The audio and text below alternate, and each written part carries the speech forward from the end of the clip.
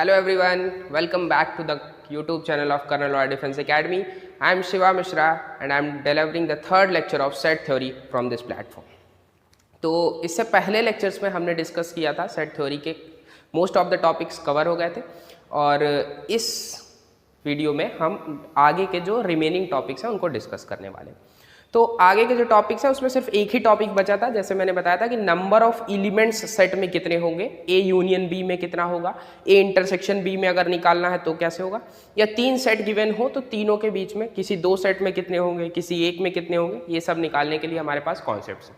तो हम डिस्कस करने वाले हैं, तो कुछ फॉर्मूलेज हैं और कुछ क्वेश्चंस आज हम डिस्कस करेंगे, उसके बाद PYQs डिस्कस करेंगे इस लेक्चर में। चलिए आइए शुरू करते हैं। तो सबसे पहले हम देखेंगे कि किसी भी सेट में दो सेट है हमारे पास, मान लीजिए सेट ए और सेट बी, दो सेट है। हम कह रहे हैं कि सेट ए में कुछ एलिमेंट्स हैं, सेट बी में कुछ एलिमेंट्स हैं, दोनों के बीच में कुछ कॉमन भी एलिमेंट्स हैं। तो ए यूनियन बी में कितने एलिमेंट्स होंगे, इसको हम डिनोट करते हैं n A union B. N A union B अगर लिखा है एन ए यूनियन बी, इसका मतलब है number of elements in set A union B. अगर सिर्फ लिखा है एन ए तो इसका मतलब है number of element in set A, है ना। तो हम इसके लिए फॉर्मूला है एन ए यूनियन बी बराबर n A plus n B minus n A intersection B. अच्छा फॉर्मूला तो है, देखो जरा इसको कैसे फॉर्मूला है। ये सेट ए है, ये सेट बी है, ठीक, दो सेट है। Number of elements in set ए में जितने होंगे ये पूरे एलिमेंट्स आ गए, सेट बी में जो सारे एलिमेंट्स हैं इनको एन बी कह देंगे।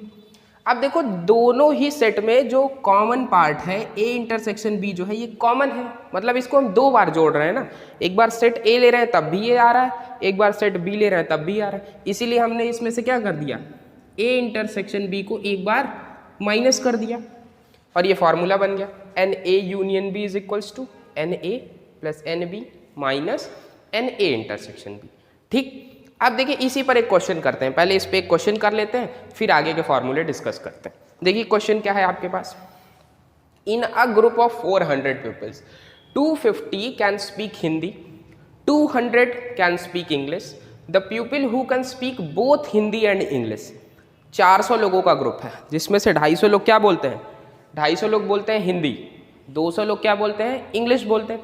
कितने ऐसे लोग हैं जो दोनों लैंग्वेज बोल पा रहे हैं, हिंदी भी बोल पा रहे हैं और इंग्लिश भी बोल पा रहे हैं, ये हमको निकालना है। तो हम मान लेते हैं कि जो सेट ए है, सेट ए जो हमारा है ये क्या है, हिंदी बोलने वालों का है। तो ये कितने पीपल्स हैं, 250 है। सेट बी हम मान लेते हैं, सेट बी हम मान लेते हैं ये कितने हैं, इंग्लिश बोलने वालों का है, और ये कितने हैं, 200 है।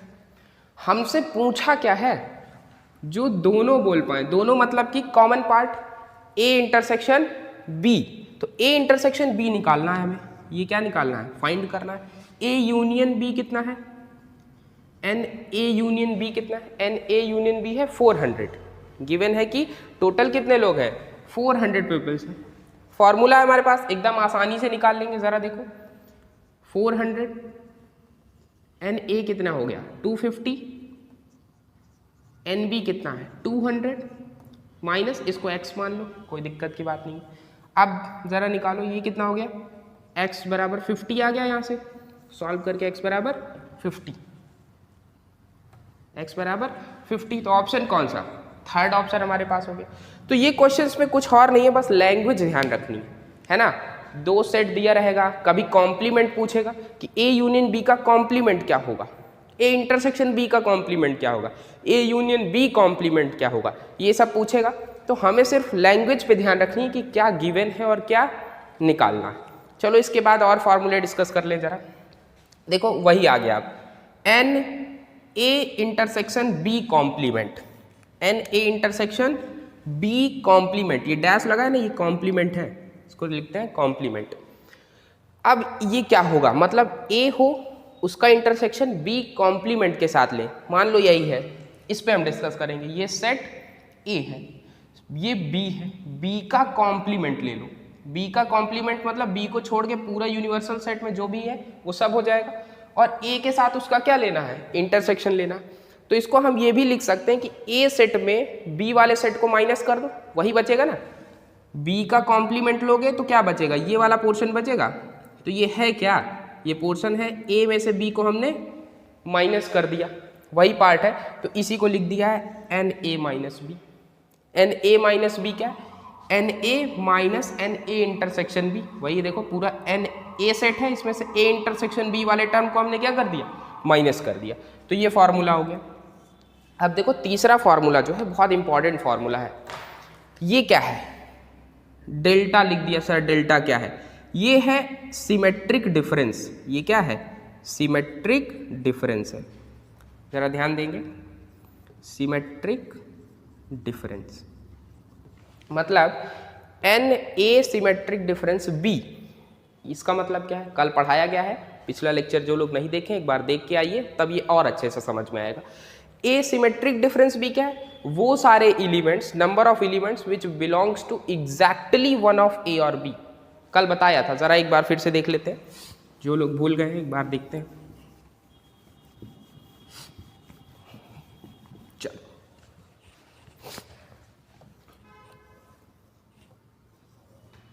देखो, दो सेट है, सेट ए है, सेट बी है, ठीक है। ये सेट, इसको क्या कहते हैं? ये है A minus B, this is A minus B. ये जो इधर वाला सेट है ये क्या है? बी माइनस ए। इन दोनों सेट का यूनियन ले लो, A minus B union B minus A. यही क्या है? ए सिमेट्रिक डिफरेंस बी है। ये क्या है? ए सिमेट्रिक डिफरेंस बी है। पिछले लेक्चर में बताया गया, आप लोग एक बार देख लीजिएगा। चलिए, तो इसका अब निकालना है, ए सिमेट्रिक डिफरेंस बी निकालना है।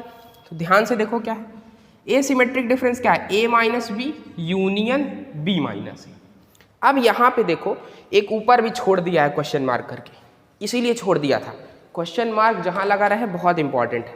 क्यों छोड़ दिया था यहाँ पे क्वेश्चन मार्क आप लोग के लिए? इसीलिए देखो यहाँ पर क्या है? ए माइनस बी और बी माइनस है। ये दोनों सेट कैसे सेट हैं?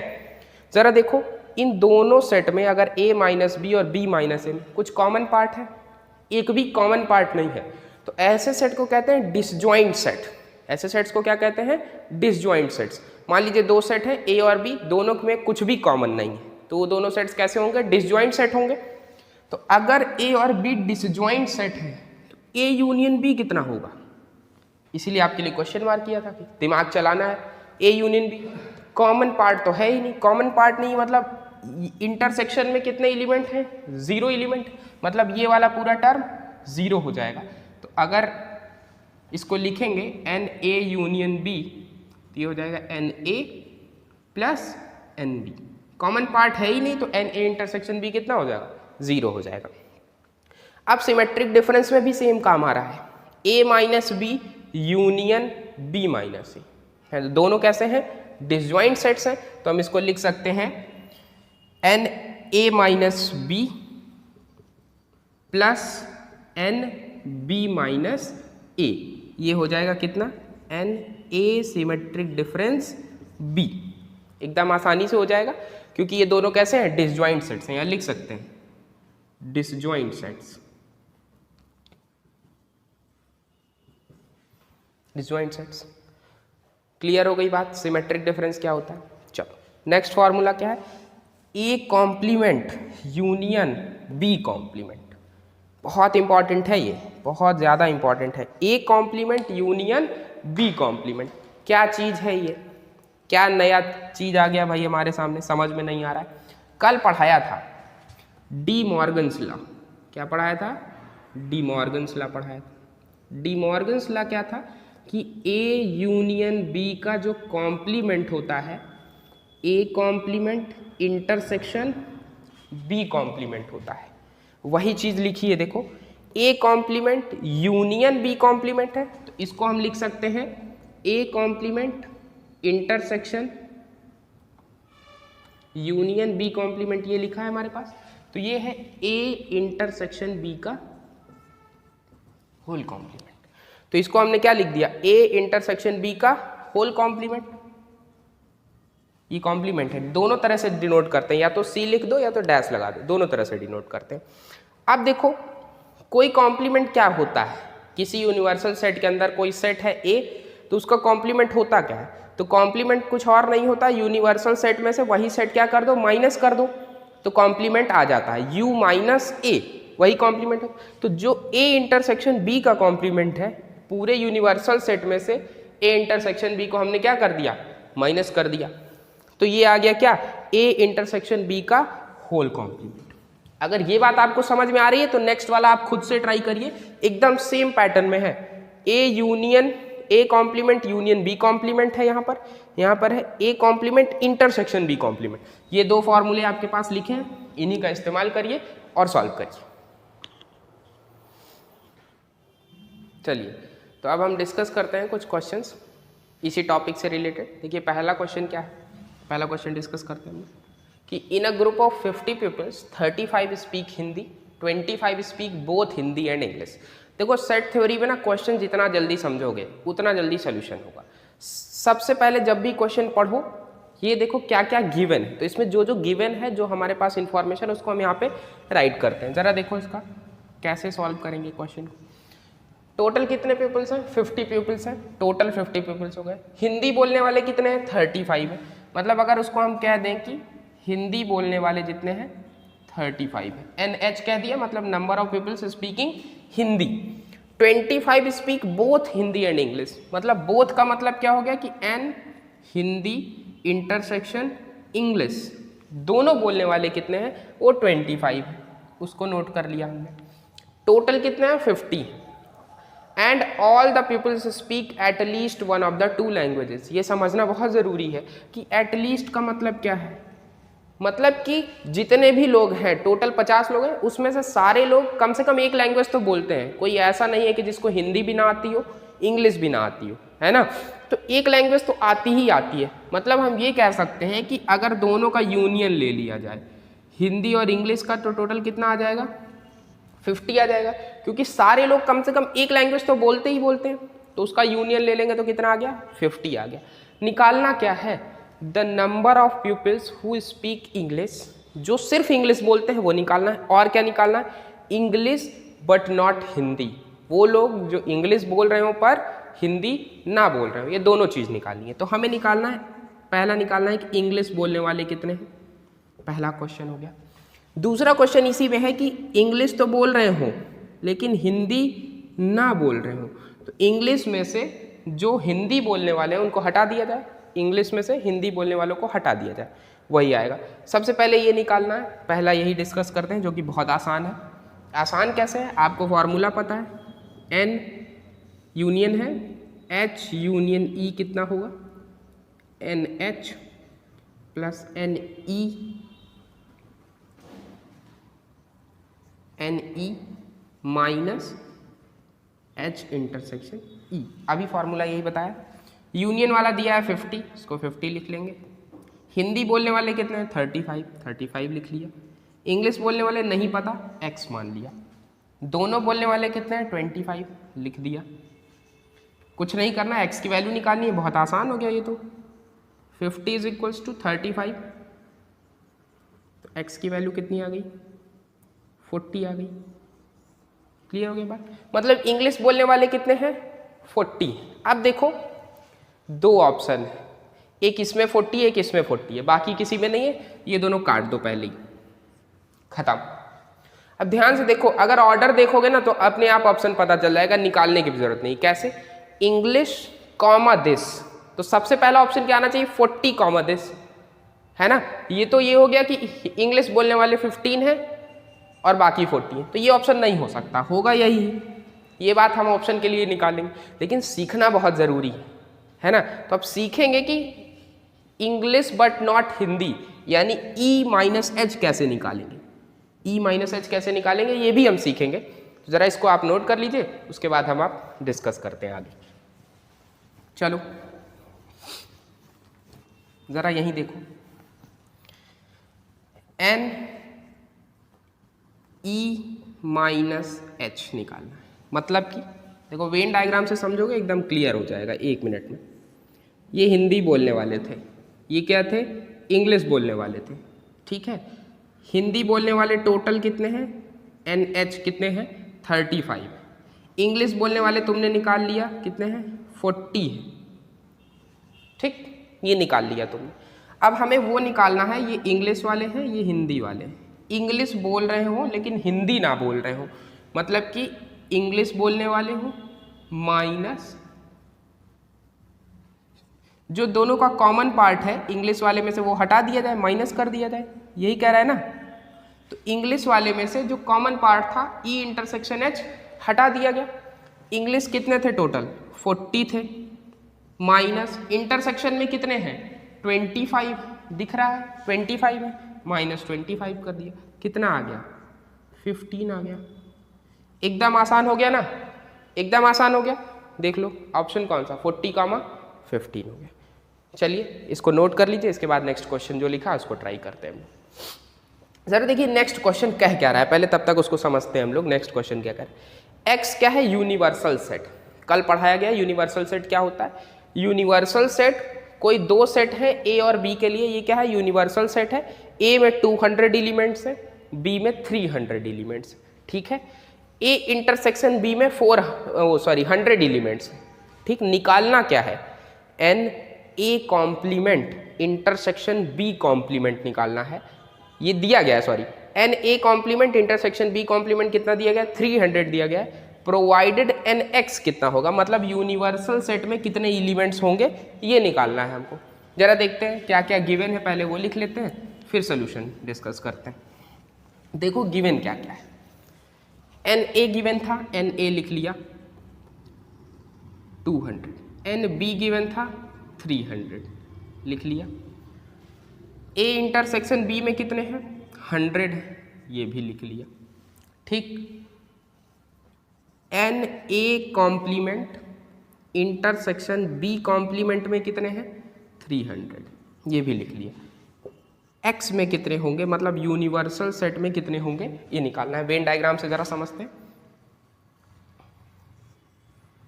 सेट ए था, सेट बी था, दोनों के बीच में कॉमन एलिमेंट्स हैं 100। सेट ए हो गया, सेट बी हो गया, ठीक है। एन ए पता है, एन बी पता है, दोनों के बीच में कॉमन 100। ये क्या लिखा है? डिमॉर्गन लॉ से इसको हम कुछ लिख सकते हैं। देखो n A complement intersection B complement को हम लिख सकते हैं एन ए यूनियन बी का होल कॉम्प्लीमेंट, क्योंकि डिमॉर्गन लॉ यही होता है, ए यूनियन बी का होल कॉम्प्लीमेंट होता है A complement intersection B complement. इसी लॉ से हमने A complement intersection B complement को लिख दिया, ए यूनियन बी का होल कॉम्प्लीमेंट लिख दिया। ए यूनियन बी का होल कॉम्प्लीमेंट मतलब पूरे यूनिवर्सल सेट में से ए यूनियन बी को हटा दें, वही होता है। तो इसको हम और सिंप्लीफाई अगर करें तो लिख सकते हैं n X, universal set n X है, इसमें से हम हटा दें किसको? ए यूनियन बी को माइनस कर दें, वही आ जाएगा। N A complement intersection B complement बराबर दिस हो गया। देखो ये कितना गिवन है? 300 गिवन है, लिख दो। x कितना है नहीं पता, यही निकालना है, क्वेश्चन मार्क है ये, x मान लिया। माइनस a यूनियन b में कितने हैं, निकाल पाएंगे आप? a यूनियन b में कितना है? n a में दिया है, n b में दिया है, n a इंटरसेक्शन b में दिया है, n a यूनियन b तो बहुत आसान हो गया, n a plus n b minus n a intersection b, यही फॉर्मूला होता है। एन ए में कितना? 200 प्लस 300 माइनस 100, कितना आ गया? 400 आ गया, 400 आ गया। तो ये हो गया एन ए यूनियन बी में 400 निकाल लिया, इसमें 300 था, लिख दिया। एक्स की वैल्यू कितनी आ गई? 700 आ गई। यहाँ से एक्स की वैल्यू कितनी आ जाएगी? 700 आ जाएगी। ऑप्शन कौन सा? सेकंड। ऑप्शन कौन सा? सेकंड। मतलब हमारे यूनिवर्सल सेट जो पूरा एक्स था, ये यूनिवर्सल सेट था, इसमें कितने एलिमेंट्स हैं? Total 700 elements. ए में 200 एलिमेंट्स, बी में 300 एलिमेंट्स, दोनों के इंटरसेक्शन में 100 एलिमेंट्स। ये बात क्लियर हो गई? चलो, तो अब हम डिस्कस करने वाले हैं कुछ PYQs जो कि आए हुए हैं। पहला क्वेश्चन लेते हैं, 2019 में आया हुआ क्वेश्चन है एनडीए में। बहुत आसान सा क्वेश्चन है, इजी क्वेश्चंस में आता है। एक सेट है S जिसके अंदर एलिमेंट्स कौन कौन से हैं? 2, 4, 6, 8 और ऐसे ऐसे 20 तक एलिमेंट्स हैं, मतलब कि सारे इवन नंबर्स हैं। देख रहे हो ना, 2, 4, 6, 8 कहाँ तक? 20 तक। तो 2 से 20 तक कितने इवन नंबर? 10 इवन नंबर्स होंगे। मतलब इस सेट में नंबर ऑफ एलिमेंट्स कितने हैं? 10 है। क्वेश्चन डिस्कस करते हैं। पहला सॉल्यूशन फर्स्ट क्या कहता है कि नंबर ऑफ एलिमेंट्स अगर NS लिख दें तो कितने, 10 एलिमेंट्स। पूछा क्या है, what are the maximum number of subsets of S। S में मैक्सिमम नंबर ऑफ सबसेट्स कितने होंगे, तो किसी भी सेट में नंबर ऑफ सबसेट्स कितने होते हैं, 2 की पावर n होते हैं। यहाँ हमें पता है क्या, नंबर ऑफ सबसेट्स का जो फॉर्मूला होता है वो कितना होता है, 2 की पावर n। इसमें 10 एलिमेंट्स हैं तो कितने हो जाएंगे, 2 की पावर 10 हो जाएंगे नंबर ऑफ सबसेट्स। 2 की पावर 10 कितना होता है, इतना ही होगा।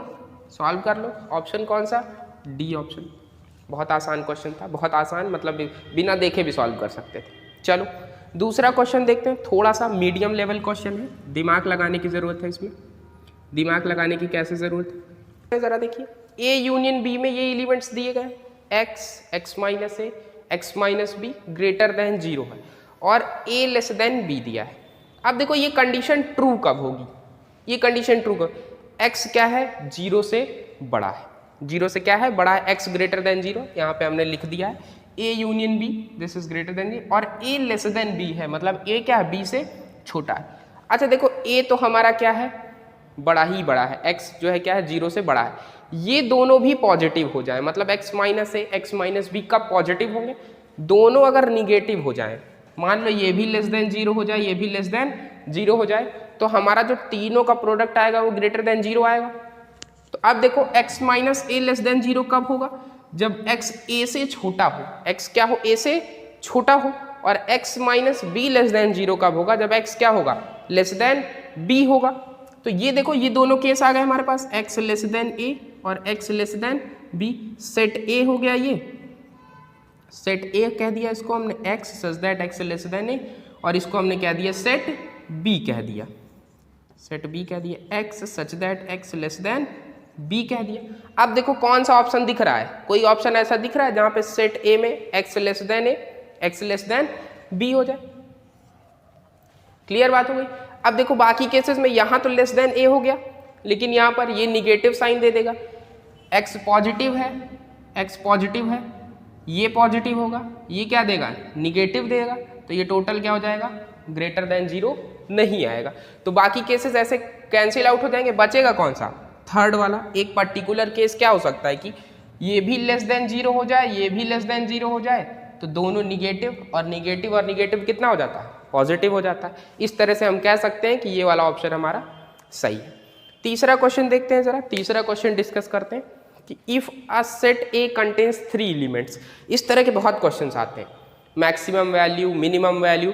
तो इसमें से थोड़ा सा समझने की बात है कि मैक्सिमम वैल्यू कैसे निकालेंगे, मिनिमम वैल्यू कैसे निकालेंगे। जरा देखो, बहुत आसान, ये इजी क्वेश्चंस में आता है, बस दिमाग लगाना है। देखो कैसे, सेट ए है जिसके अंदर 3 एलिमेंट्स है, मतलब एन ए के अंदर कितने हैं, 3 एलिमेंट है। एन बी के अंदर कितने एलिमेंट्स हैं, 6 एलिमेंट्स हैं। ये सोल्यूशन थर्ड है।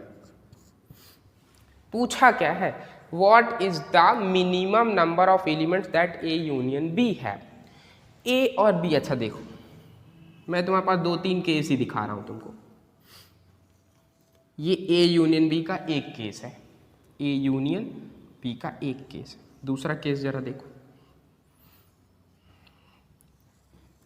ये सेट बी है, इसी के अंदर क्या आ जाए, सेट ए आ जाए, कंटेन हो जाए, सेट बी के अंदर सेट ए क्या हो जाए, कंटेन हो जाए। देखो मिनिमम कब आएगा, ए मिनिमम कितना आ सकता है, जैसे देखो इसमें 3 एलिमेंट्स हैं, इसमें 6 एलिमेंट्स हैं, तो दोनों में से इसमें कम एलिमेंट्स हैं, ये पूरा सेट बी के अंदर आ जाए, है ना। तो ए यूनियन बी के अंदर कितने एलिमेंट्स हो सकते हैं, मिनिमम कितने एलिमेंट्स हो सकते हैं ए यूनियन बी के अंदर, 6 एलिमेंट्स हो सकते हैं। देखो मिनिमम एलिमेंट्स कितने हो सकते हैं,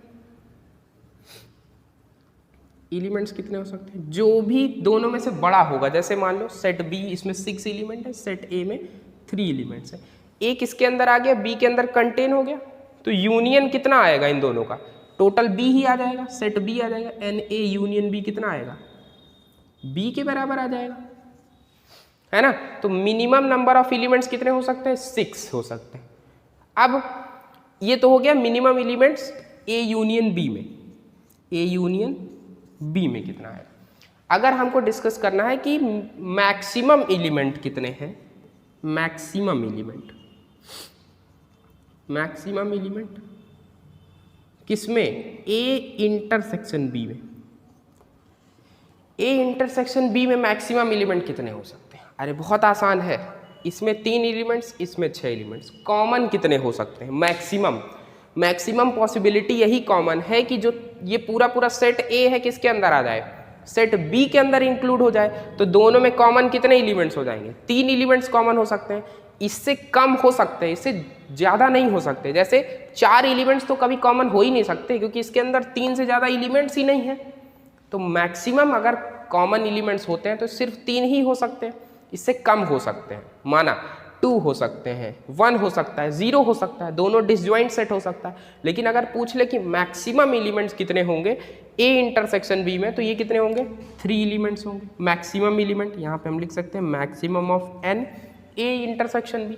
अब मिनिमम है एन ए यूनियन बी में, मिनिमम कितने होंगे? तो देखो मिनिमम 6 हो सकते हैं, इससे कम हो ही नहीं सकते हैं। कैसे? देखो इसमें 6 एलिमेंट्स हैं, इसमें 3 एलिमेंट्स हैं। तो एन ए यूनियन बी की डेफिनीशन ही क्या है? ए यूनियन बी की डेफिनीशन ही होती है कि एलिमेंट एक्स बिलोंग्स टू ए और एक्स बिलोंग्स टू बी। या तो एक्स ए में हो या तो एक्स बी में हो। अब देखो एक्स ए में तो 6 एलिमेंट्स हैं, मतलब इससे कम तो हो नहीं सकता है ना, ये तो आएगा। इससे ज़्यादा हो सकते हैं 3, जैसे मान लो 6 के साथ 7 भी हो सकता है, एक एलिमेंट इसका भी आ सकता है, 8 भी हो सकता है, 9 भी हो सकता है ना, लेकिन इससे कम नहीं हो सकता। तो minimum elements n A union B में कितने? 6 एलिमेंट्स। ऑप्शन कौन सा? बी। आसानी से टिक कर दो। तो मैक्सिमम और मिनिमम का कॉन्सेप्ट आपको समझना बहुत ज़रूरी है। नाउ अब हम क्या डिस्कस करेंगे? अब हम 3 सेट्स के बारे में डिस्कस करें। अभी तक हम 2 सेट्स के बारे में डिस्कस कर रहे थे, अब हम 3 सेट्स के बारे में डिस्कस कर लेंगे। मान लीजिए हमारे पास 3 सेट्स हैं, यहाँ पे थोड़ा समझिएगा, 3 सेट्स हैं, set A, set B, set C. ध्यान रखिएगा, सेट ए, सेट बी और सेट सी, 3 सेट हैं। ए बी में भी कुछ कॉमन है, देखो ए और बी में कुछ कॉमन पार्ट है, ये कॉमन पार्ट है ए बी में। ए और सी में भी कॉमन पार्ट है, बी और सी में भी कॉमन पार्ट है, और ऐसा भी पार्ट है जो तीनों में कॉमन है ना। तो इन्हीं अलग अलग पार्ट्स के बारे में डिस्कस करेंगे। जरा देखो थोड़ा सा कलर करके और अच्छे से समझाने की कोशिश करते हैं।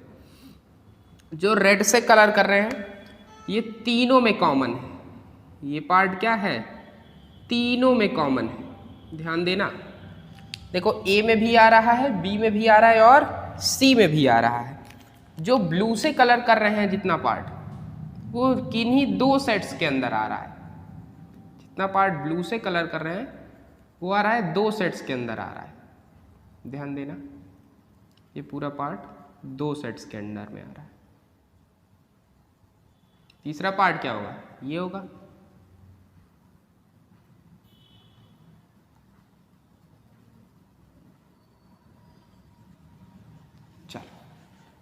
क्लियरली समझो, सेट ए और सेट बी में क्या क्या कॉमन पार्ट है? जो एक ऊपर ब्लू है और बीच वाला रेड। सेट ए और सेट सी में एक रेड वाला तो है ही, ये ब्लू वाला। बी और सी में भी कॉमन पार्ट है, तीनों में कॉमन पार्ट आपको दिख रहा होगा।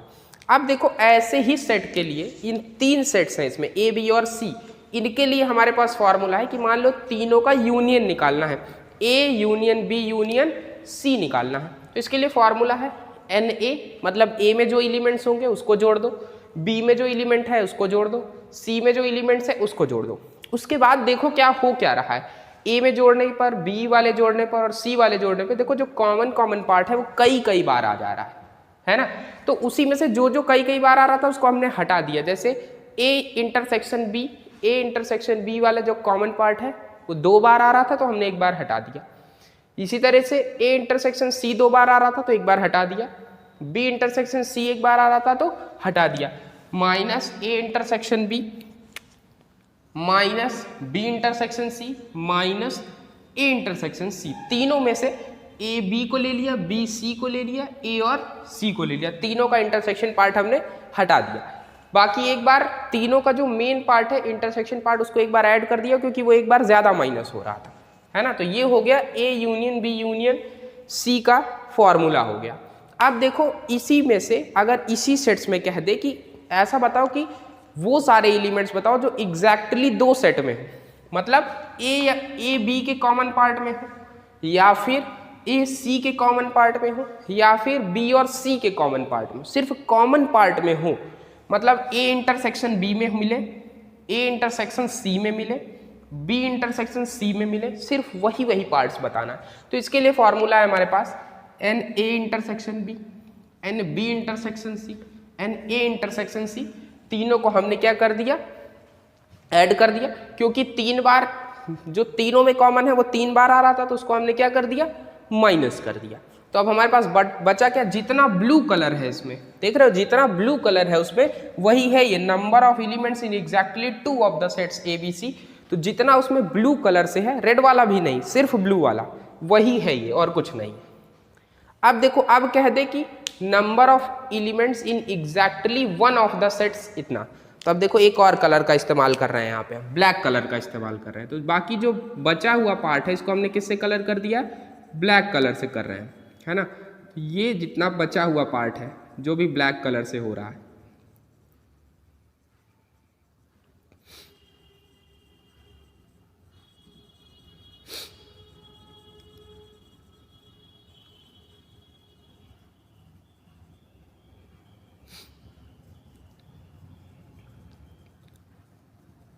ये पार्ट क्या है, देखो जितना ब्लैक कलर से मैंने कलर कर दिया, ये पार्ट क्या है, देखो कि ये सिर्फ ए में है, ए वाले एलिमेंट से, सी वाले एलिमेंट से, बी वाले एलिमेंट से, मतलब एग्जैक्टली 1 ऑफ द 3 सेट्स, तीनों सेट में किसी एक में ही है बस, किसी के कॉमन पार्ट में नहीं है, ना तीनों के कॉमन पार्ट में। तो इसका जो फॉर्मूला होता है n A plus n B plus n C minus 2 times of n A intersection B minus 2 times of n B intersection C minus 2 times of n A intersection C plus 3 times of n A intersection B intersection C. तो ये जो formula हो गया exactly 1 of the 3 sets के लिए, exactly 2 of the 3 sets के लिए ये हो गया, और A union B union C के लिए तो बता ही दिया। चलो इसी पर एक क्वेश्चन कर लेते हैं, कॉन्सेप्ट क्लियर हो जाएगा जरा। क्वेश्चन क्या है, if there are 3 athletic teams, cricket सब लोग खेलते हैं, फुटबॉल, हॉकी, है ना, तो उसी से रिलेटेड क्वेश्चन है कि किसी स्कूल में 3 एथलेटिक टीम है, कौन कौन सी हैं, बास्केटबॉल खेलने वाली टीम है, हॉकी खेलने वाली टीम है, फुटबॉल खेलने वाली टीम है। पक्का ये ICSE बोर्ड का स्कूल है, यहाँ क्रिकेट हो ही नहीं रहा है, हमारे यूपी में क्रिकेट ना खेलें ऐसा हो ही नहीं सकता है। चलो तो अब देखो कह रहा है कि 21 जो है वो बास्केटबॉल टीम्स, 21 लोग जो हैं बास्केटबॉल की टीम में है, 26 जो है वो हॉकी की टीम में है, 29 जो है फुटबॉल की टीम में। अब इसको हम सेट के फॉर्म में लिखते हैं, मैथ वाले बच्चे हैं, ऐसे नहीं काम चलेगा। बास्केटबॉल की टीम में बी लिख लिया, एन बी कितने हैं, 21 है। हॉकी टीम में एन एच कितने हो गए, 26 हो गए। फुटबॉल में एन एफ लिख लें इसको, फुटबॉल में कितने हो गए, 29 हो गए। तीनों में अलग अलग लिख लिया, बास्केटबॉल, हॉकी, फुटबॉल, ठीक। अब कह रहा है 14 लोग ऐसे हैं जो प्ले हॉकी एंड बास्केटबॉल, मतलब हॉकी भी खेलते हैं और बास्केटबॉल भी खेलते हैं, मतलब एन एच इंटरसेक्शन बी, ऐसे लोग जो हॉकी भी खेलते हैं और बास्केटबॉल भी खेलते हैं, ऐसे 14 है। 15 ऐसे हैं जो हॉकी भी खेलते हैं और फुटबॉल भी खेलते हैं, 15 ऐसे हैं जो हॉकी भी खेलते हैं और फुटबॉल भी खेलते हैं, लिख लिए, एन एच इंटरसेक्शन एफ लिख लिया। 12 ऐसे हैं जो फुटबॉल खेलते हैं और बास्केटबॉल खेलते हैं, मतलब एन एफ इंटरसेक्शन बी, ये कितने हैं, 12, ठीक, ये लिख लिया। अब क्या कह रहा है, 8 ऐसे लोग भी हैं, ये बहुत मल्टी टैलेंटेड लोग हैं, मल्टी टास्किंग लोग हैं, ये 8 ऐसे लोग हैं जो सारे गेम्स खेलते हैं, जिनको सब कुछ आता है, हॉकी के भी धुरंधर हैं, फुटबॉल भी खेलते हैं, बास्केटबॉल भी खेलते हैं, सब खेलते हैं। तो मतलब कि n H intersection B intersection F, तीनों का जो इंटरसेक्शन लेके जो कॉमन पार्ट आया वो कितना आया, 8 आया। जरा डायग्राम में समझते हैं। रेड वाला जो पार्ट है वो तीनों का इंटरसेक्शन है, मतलब कि ये जो है 8 है, तीनों के इंटरसेक्शन में 8 लोग हैं। NH इंटरसेक्शन B में 14 है, मतलब मान लो ये ABC की जगह हम कर दे रहे हैं क्या, हॉकी, बास्केटबॉल और फुटबॉल। ये हॉकी हो गया, बास्केटबॉल हो गया, फुटबॉल हो गया। H और B के इंटरसेक्शन में ये वाला पार्ट आएगा, H और F के इंटरसेक्शन में ये वाला पार्ट आएगा, B और F के इंटरसेक्शन में ये वाला पार्ट आएगा। तो ये तीनों पार्ट्स दिए गए हैं हमारे पास, 14, 15 और 12 दिए गए। इंडिविजुअल भी दिया गया है कि बास्केटबॉल खेलने वाले 21, हॉकी खेलने वाले 26, फुटबॉल खेलने वाले 29। निकालना क्या है हमको, the total number of members is नहीं आर, बहुत सारे हैं, तो टोटल नंबर ऑफ मेंबर्स कितने होंगे। देखो पहला देखो फॉर्मूला देखो, NA union B union C, यही है ना, सारे खेलने वाले मतलब तीनों का union, NA NB plus NC, A intersection B intersection A intersection C और तीनों का इंटरसेक्शन, सब कुछ गिवन है। देखो NB गिवन है, NH गिवन है, NF गिवन है, तीनों का इंटरसेक्शन गिवन है, ये दो का इंटरसेक्शन गिवन है, सब कुछ गिवन है। बस इस फॉर्मूले में उठा के पुट कर देना है आप लोग, एकदम आसानी से। चलो पुट करके देखेंगे, जरा देखो इसको मिटा रहे हैं, पुट करके देखते हैं।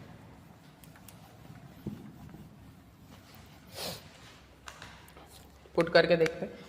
NA इसमें से हम बास्केटबॉल ले रहे हैं, 21 प्लस 26 प्लस 29, माइनस करना है तीनों को, -14 माइनस ऑफ 15 माइनस ऑफ 12, तीनों को माइनस कर दिया फॉर्मूले के हिसाब से, प्लस जो इंटरसेक्शन पार्ट था इसको ऐड कर दिया। कितना आंसर आ जाएगा, जल्दी से सॉल्व करो।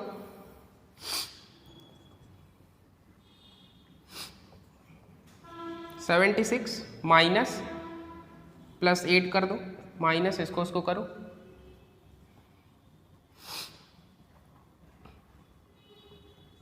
41 आ जाएगा। 545921, ठीक है 41 आ जाएगा। अब देखो इसको और सॉल्व करो, ये कितना आ जाएगा, 84 माइनस 41 कितना, 43 आ गया, 43 आ गया। ऑप्शन कौन सा, बी ऑप्शन। क्लियर हुई बात। तो देखो चाहे 2 का दे दे चाहे 3 का दे दे, डरना नहीं है। क्वेश्चन में क्या गिवन है वो नोट करके रखना है, जो पूछा है उसको क्वेश्चन मार्क कर लो, और दोनों के बीच में रिलेशन फाइंड करने की कोशिश करो कि यार क्या फॉर्मूला लगा दे, कौन सा हम ट्रिक यूज कर लें कि क्वेश्चन आसानी से सॉल्व हो जाएगा। जिस दिन तुम क्वेश्चन की लैंग्वेज पकड़ना सीख गए ना, सेट थ्योरी बहुत आसानी से सॉल्व हो जाएगी, है ना। आज से हमारा सेट थ्योरी का लेक्चर खत्म होता है, इसके बाद हम रिलेशन एंड फंक्शन डिस्कस करेंगे। आपके जो भी डाउट्स हैं, जो भी क्वेरीज हैं, आप कमेंट बॉक्स में लिख सकते हैं, हम उसका रिप्लाई करेंगे, या एक क्लास आपके लिए डाउट सेशन ले लेंगे आपके लिए, ठीक है। Thank you so much.